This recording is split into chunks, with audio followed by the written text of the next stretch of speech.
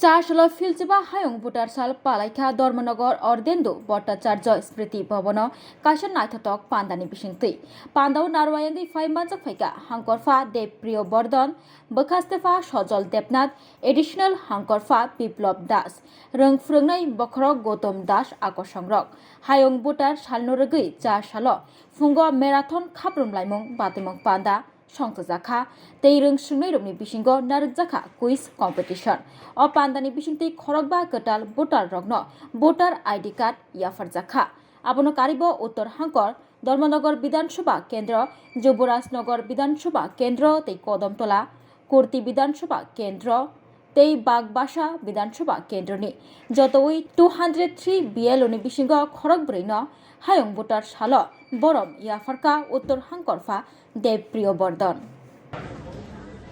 এই দিন গুরুত্বপূর্ণ আর আমাদের দেশের প্রত্যেকটা প্রান্তে সেটা আমরা আজকে সেলিব্রেট করছি। আমরা জানি যে এই দিনটা যে সেলিব্রেট করা হয় সেটাতে একে যেমন আমরা ইলেকশন কমিশন অফ ইন্ডিয়া যেটা স্থাপনা হয়েছিল সেটাকে আমরা সেলিব্রেট করি। তার পাশাপাশি যে আমাদের যে ইলেকশন প্রক্রিয়া সেটার মাধ্যমে আমরা কি অ্যাচিভ করতে চাইছি সেই দিকগুলো আমাদের যারা ইলেক্টর, যারা ভোটার, যারা অফিসিয়াল তাদের সামনে আবারও তুলে ধরা, যাতে তারা যে গুরুত্বের সাথে আমরা এই ধরনের কাজ আমরা করে থাকি সেই গুরুত্ব আবার সবার কাছে সেটা তুলে ধরা, সবাইকে বোঝানোর জন্য। আপনারা জানেন যে ভারত যখন স্বাধীন হয়েছিল, ভারত স্বাধীন হওয়ার পরে যে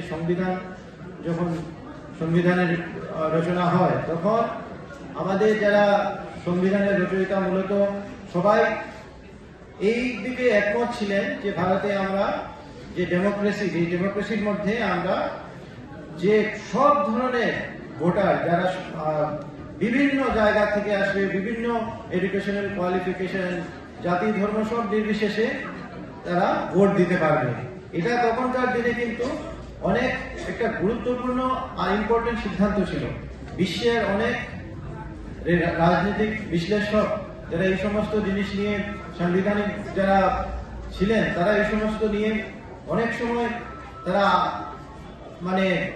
তারা অনেক ক্ষেত্রে আশ্চর্য প্রকাশ করেছিলেন, কারণ এত বড় একটা দেশ এই ধরনের লিটারেসি পার্সেন্টেজ তখন অনেকটা কম ছিল। সেই সময়ে কিন্তু আমাদের যারা সংবিধানের রচয়িতা তারা ডিসাইড করেছিলেন যে আমাদের দেশে অ্যাডাল্ট সাফ্রেজ হবে। অ্যাডাল্ট ফ্র্যাঞ্চাইজের মাধ্যমে আমাদের দেশে সরকার গঠন হবে। আর সেই কারণেই আমাদের যে সরকার আমরা দেখি বিভিন্ন দিকে সব কিছুর যে মূল ডিসিশন নেওয়া সেটা যারা নেন তারা হচ্ছে নির্বাচিত জনপ্রতিনিধি। আমাদের দেশ ভারতের বিশ্বের সর্ববৃহৎ ডেমোক্রেসি। ডেমোক্রেসি মানে আমরা যদি এটা অর্থ দেখি তো ডেমোস মানে হচ্ছে পিপল আর ক্রেটস মানে হচ্ছে পাওয়ার। তার মানে ডেমোক্রেসি কি মানে হলো পাওয়ার অফ পিপল বা পিপলস পাওয়ার দিয়ে যে সরকার চলে তার নাম হচ্ছে ডেমোক্রেসি। তো তার মানে বিভিন্ন ধরনের আমরা যদি কোনো একটা সরকার জনগণের জন্যই সিদ্ধান্ত গ্রহণ করে, জনগণের জন্যই বিভিন্ন কাজ করে থাকে, তো সেই সরকারকে যারা নির্বাচন করেন তারা হচ্ছে মানুষের মাধ্যমে, তাদের পার্টিসিপেশনের মাধ্যমে সেই সরকার গঠন হয়। তো ভোট প্রক্রিয়া কখন আসছে? সেই সরকারের গঠনের যে প্রক্রিয়া সেটা হচ্ছে কিভাবে ভোটিং এর মাধ্যমে। আর আমরা যারা অফিসিয়ালরা আমরা ভোট কন্ডাক্ট করাই, আমরা হচ্ছি মানে আম্পায়ারের মতো, যদি আমরা বা রেফারির মতো, যে কিভাবে বিভিন্ন যারা পলিটিক্যাল পার্টি তারা ভোটে কন্টেস্ট করে, আমরা ভোট করাই, তারপর ইলেকশন কমিশনের হয়ে আমরা বা স্টেট ইলেকশন কমিশনের হয়ে সেই ভোট প্রক্রিয়া সম্পন্ন হয়। তারপর যিনি মনে করেন রেজাল্ট ডিক্লেয়ার হয়, কাউন্টিং হয়, রেজাল্ট ডিক্লেয়ার হয়, তারপর সেইখানে যিনি বিজেতা হন তাদেরকে আমরা সার্টিফিকেট প্রদান করে থাকি এজ এ আরও হিসাবে আমরা সার্টিফিকেট প্রদান করে থাকি।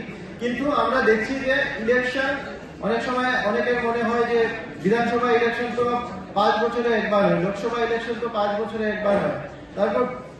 তারপরও প্রতি বছর আমরা এই ধরনের যে একটা জাতীয় ভোটার দিবস আমরা কেন পালন করে থাকি, এই ধরনের প্রশ্ন অনেকের মধ্যেই আসতে পারে।